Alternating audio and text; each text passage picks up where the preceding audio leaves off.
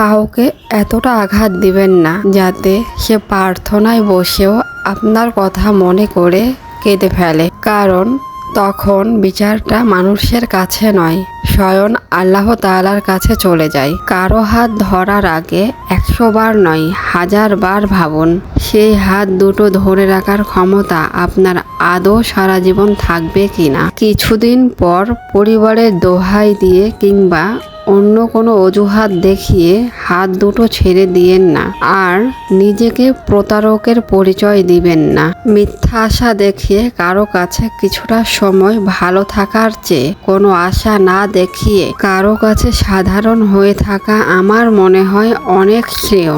অন্তত গর্ব করে বলতে পারবেন কেউ কখনো আপনাকে বেঈমান বলতে পারবে না।